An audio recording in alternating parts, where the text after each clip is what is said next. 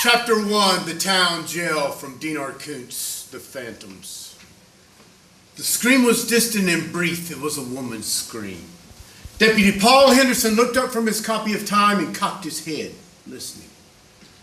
The only noise now was the creak of Henderson's office chair as he shifted his weight uneasily.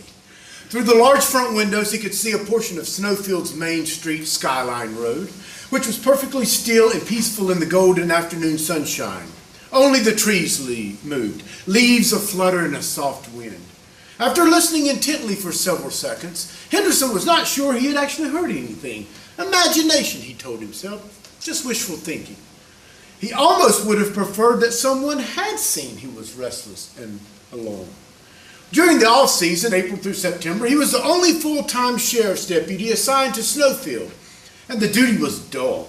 In the winter, when the town was host to several thousand skiers, there were drunks to be dealt with, fistfights to be broken up, and room burglaries to investigate at the inns, lodges, and motels where the skiers stayed. But now, in early September, at only the Kendall Glow Inn, one lodge and two small motels were open, and the natives were quiet. Henderson, who was just 24 years old and concluding his first year as a deputy, was bored. He sighed, looked down at his magazine that lay on his desk, and heard another scream. As before, it was distant and brief, but this time it was a man's voice. It wasn't merely a shriek of excitement or alarm. This was the sound of terror.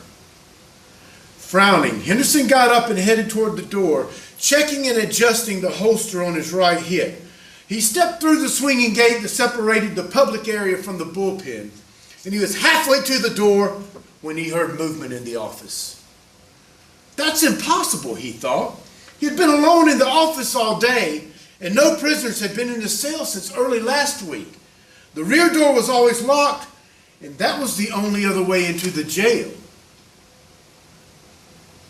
When he turned around, however, he discovered that he wasn't alone anymore, and suddenly he wasn't the least bit bored.